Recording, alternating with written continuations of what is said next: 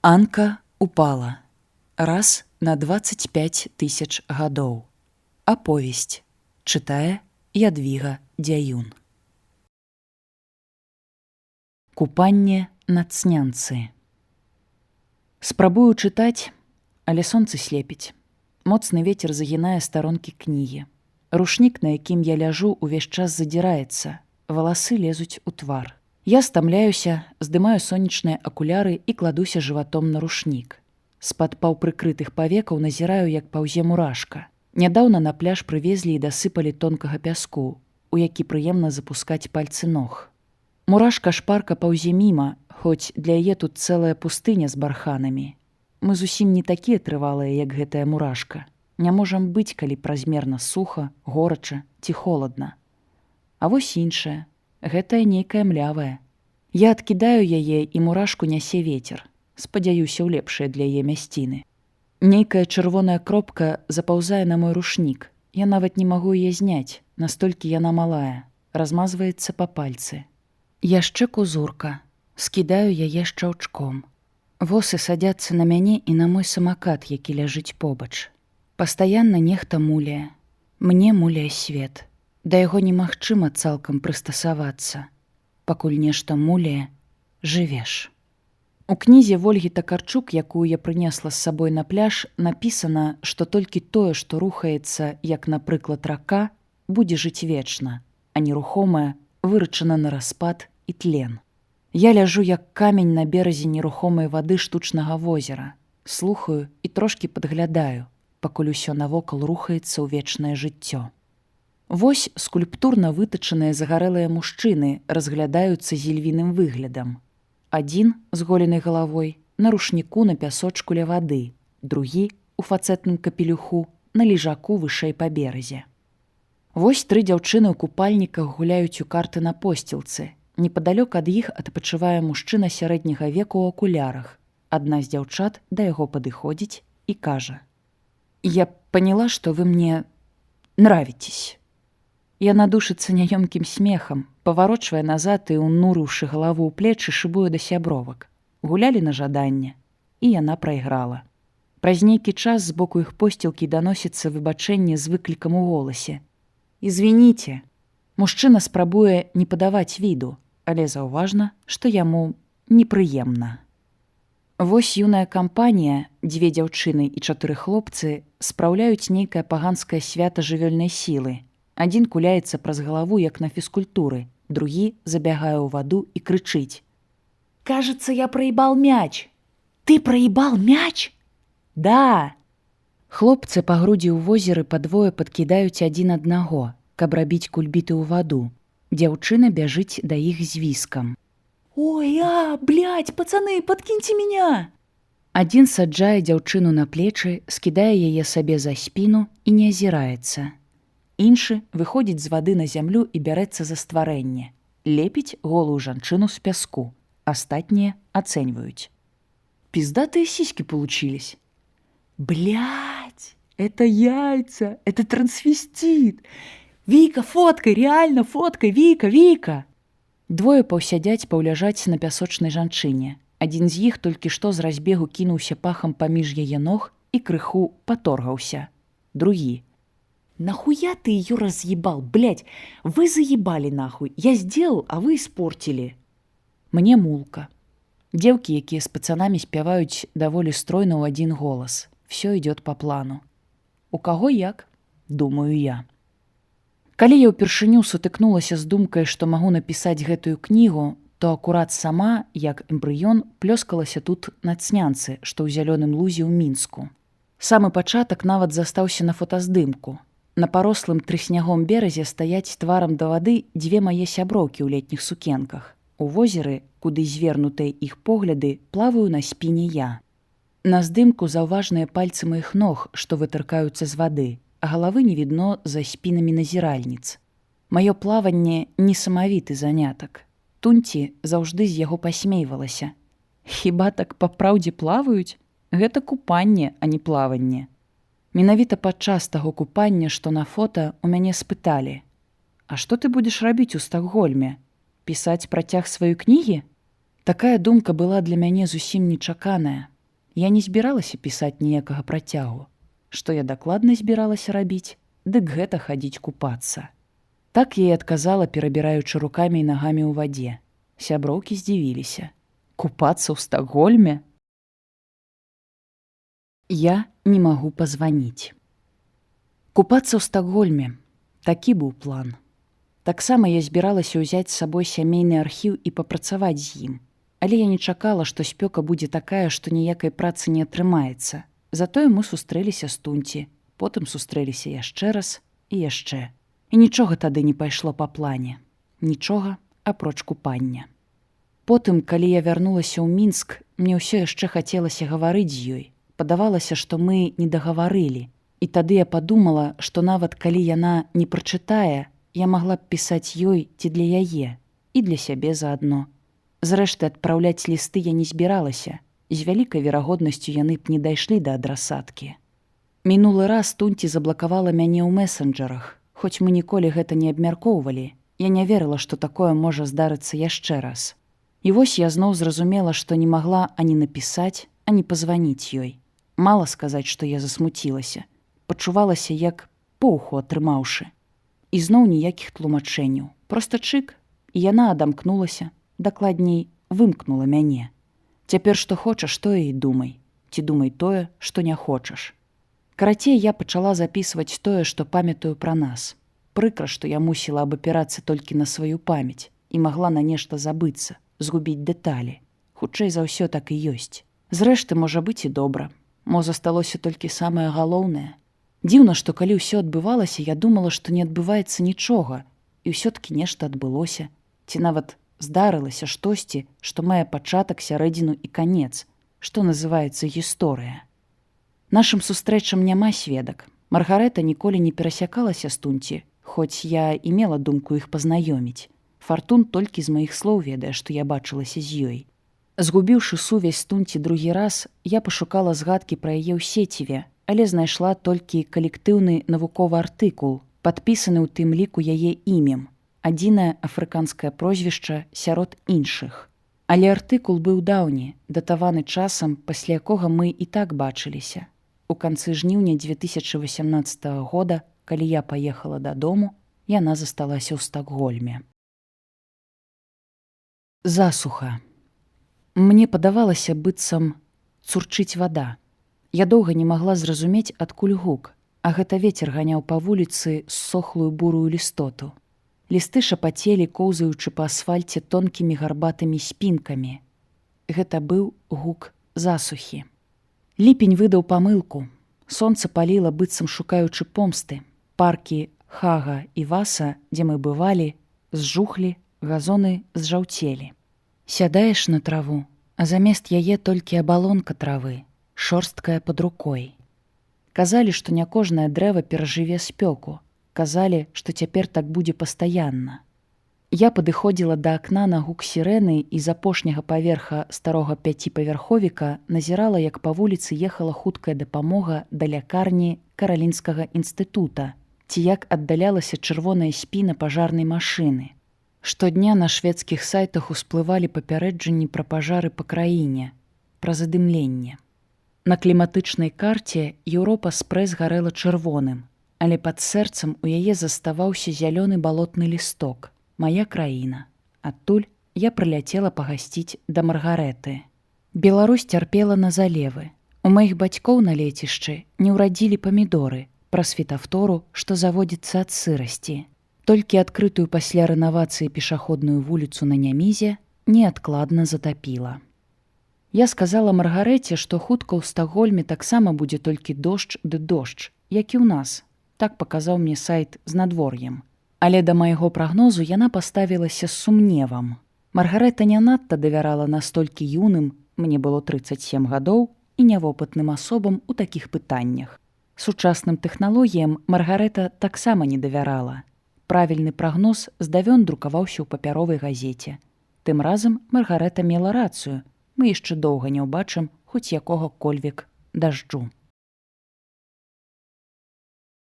Як я вырашыла пажыць у Маргарэты. Маргарэта была гісторыкам. Мы пазнаёміліся некалькі гадоў таму. Агульныя знаёмыя папрасілі мяне паказаць ёй Мінск, куды яна прыехала па справах. І з таго часу мы таварышавалі, падтрымлівалі сувязь. Ліставаліся, потым прыходзілі адна да адной у госці.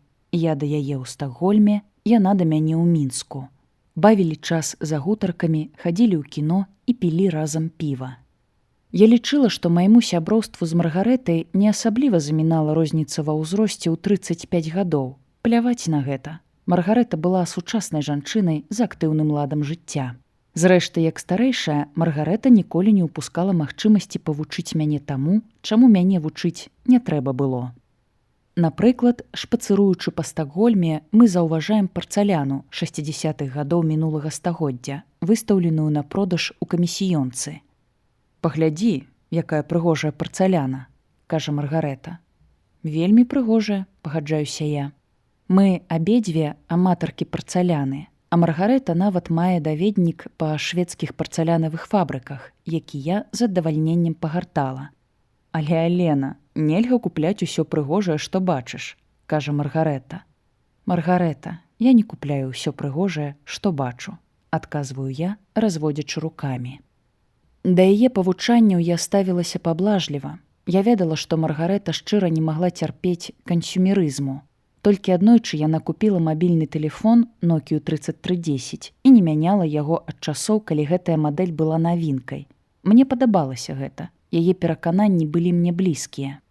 У чэрвені 2018-га Маргарэта прыляцела ў Мінск на нараду з каляжанкамі, і я запрасіла яе наведаць урочышча Курапаты, лес, дзе пахаваныя тысячы людзей, расстраляных чэкістамі за часамі сталінскага тэрору.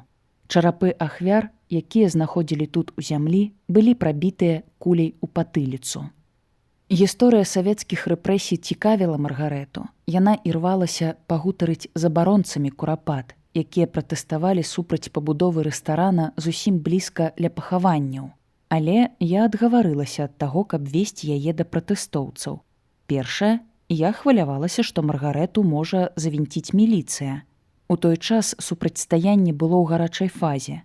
Другое, ядро супраціву дзяржаве і капіталу па Курапатах складалі прыхільнікі хрысціянскага і нацыянальнага дагматызму са звычайным пакетам пастулатаў, якія прынята называць традыцыйнымі каштоўнасцямі – Сцыла і Харыбда. Ні да якога з бакоў я не імкнулася далучыцца. Мы з прыяцелькамі бываем у Курапатах. Часцей за ўсё там амаль нікога няма. Мы праходзім праз падземны пераход пад шумнай кальцавой дарогай, выходзім з цемры на святло і ідзем па сцяжыне ўверх. Разглядаючы крыжы сярод дрэў, чытаем надпісы.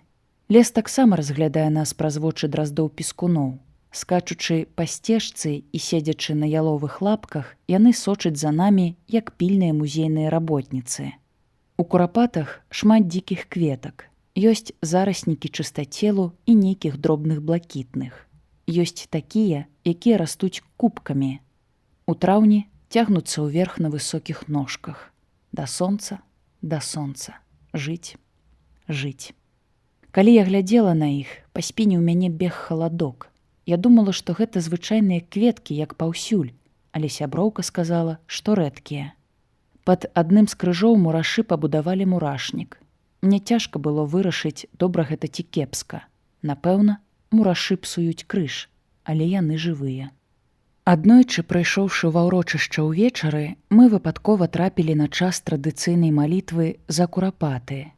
Звонкая цётачка-актывістка пачала здалёк заклікаць нас далучацца да малітвы і знаёміцца з хлопцамі, юнаком гадоў 17 і сталым ужо мужчынам у вышыванцы і з гітарай.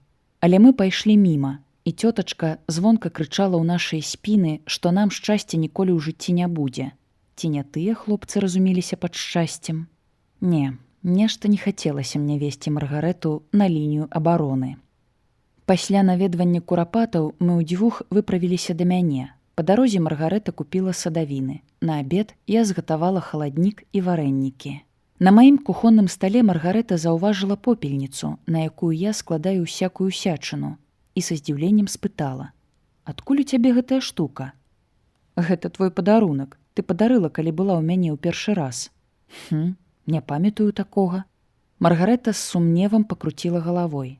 Не памятаю, што дарыла, хоць гэтую рэч пазнаю. Тады ж яна дастала канверт і аддала мне. У канверце былі невыдаткаваныя старыя беларускія грошы, якія ў яе назапасіліся. 2 гады таму ў нас прайшла дэнамінацыя. Старыя грошы пэўны час прымалі ў крамах, а потым перасталі. «Ты можаш памяняць іх у банку?» – сказала Маргарэта. На наступны дзень яна паляцела дадому ў Стакгольм. Маргарэта раней запрашала мяне спыняцца ў яе, калі яе кватэра ў Васастане пуставала. Яна часта ездзіла за мяжу. Калі я вучыла шведскую мову ў Швецыі, Маргарэта неаднойчы паўтарала: «Але я хачу, каб ты ў мяне жыла». І некалькі разоў давала мне ключы ад кватэры, з'язджаючы ў камандзіроўку. Але ў мяне было інтэрнацкае жытло, таму я заходзіла да яе толькі, каб паліваць кветкі. Я таксама запрашала Маргарэту пры патрэбе спыняцца ў мяне ў Мінску, калі пуставаў мой пакой, але такога таксама не надарылася. Праз пэўны час пасля нашай сустрэчы ў Мінску я раптам атрымала запрашэнне ў Швецыю на фестываль, і спантанна мне прыйшла думка папрасіцца пажыць у Маргарэты ў Стакгольме. Да халадоў яна звычайна жыла на лецішчы за горадам. Я разважыла, што, каб змяніць абстаноўку, магла б прыехаць да яе крыху раней да пачатку фестываля і потым застацца на нейкі час. Магчыма, у мяне атрымалася б плённа папрацаваць. Я запрасіла Маргарэту пагаварыць па скайпе, каб спытаць пра гэта. «Гэта мая першая ў жыцці гутарка па скайпе», прызналася Маргарэта. Як я і спадзявалася, яна з энтузіязмам пагадзілася, сказала, што будзе вельмі радая майму прыезду, і дадала: «Мы будзем рэдка бачыцца, хіба што часам я буду начаваць, калі мне спатрэбіцца быць у горадзе па справах». Я таксама была радая, што ўсё так добра выходзіць. На час свайго ад'езду я дамовілася саступіць свой мінскі пакой малодшай прыяцельцы, таксама пісьменніцы, якая, скончыўшы магістратуру, высялялася з інтэрната і яшчэ не паспела ўладкавацца на працу і зарабіць на жытло. З нас утваралася такая сабе сістэма з 3 матрошак. Малодшая матрошка павінна была засяліцца да сярэдняй, сярэдняя да старэйшай. У чэрвені сярэдняя матрошка, то бок я, зрабіла касметычны рамонт у сваім здымным пакоі ў зялёным лузе. Пашпатлявала і пафарбавала старыя падваконні, паднавіла фарбу на дзвярах, зрабіла генеральную прыборку і аддала ключы меншай матрошцы. «Пішы, звані, як што». Але я не выправілася ў Стакгольм адразу. Да Маргарэты я планавала адправіцца ў сярэдзіне ліпеня, а перад гэтым, як таго запатрабавалі сямейныя абставіны, на месяц паехала да бацькоў у Магілёў, каб даглядаць сваю амаль 90-гадовую бабулю і пляменніка другакласніка на канікулах. І гэта, канешне, асобная гісторыя, вартая асобнага аповеду, але пакуль неабходна прынамсі хаця б каротка апісаць наступствы. Я і раней бывала сядзелкай для блізкіх, але гэты раз даўся мне найцяжэй. «Ты не ўяўляеш, як гэта цяжка», — сказала я пасля брату. «Ты перабольшваеш», — адказаў ён. За час, пакуль я глядзела бабулю і пляменніка, я незаўважна для сябе перайшла ў амаль аўтаматычны рэжым існавання. Пакуль нават не буду спрабаваць апісаць, чым я была занятая, каб дайсці да такога стану. Быццам бы нічым, так выглядае такая праца. З яе не выходзіць плёну, які можна напрыканцы прад'явіць свету і ім ганарыцца, як, напрыклад, напісанай кнігай, ці пабудаваным домам, ці нават якой-небудзь здадзенай справаздачай. Маўляў, вось я зрабіла, мяне пахвалілі і выпісалі прэмію, і разбагацець яе нельга. Ці вось яшчэ, чаму я нікуды не выходзіла? Хто мне замінаў? Быццам бы асабліва ніхто? Тэарэтычна з бабуляй можна было так-сяк дамовіцца, ці адлучацца ненадоўга, калі яна засынала ў дзень, ці прагульвацца ўвечары, калі дома быў нехта яшчэ. Але факт, за месяц я ні разу не выйшла з кватэры. Бабуля патрабавала шмат увагі, хадзіць мне асабліва не было куды, а потым знікла і жаданне кудысьці хадзіць. Даволі хутка мне зрабілася абыякава. Вярнуся я да свайго ўласнага жыцця і ўласных інтарэсаў ці не. Усё роўна. Калі напрыканцы таго месяца я ўпершыню выйшла ў горад, то заўважыла за сабой наступныя змены. Мая самаацэнка ўпала крытычна. Выхад на людзі даваўся мне з цяжкасцю. Мяне апанавала трывожнасць. Такой я вярнулася ў Мінск, адкуль праз пару дзён мусіла ехаць у аэрапорт. Я не радавалася будучаму падарожжу ў Стакгольм. Для мяне яно было выпрабаваннем, дзеля якога давядзецца пераадольваць сябе.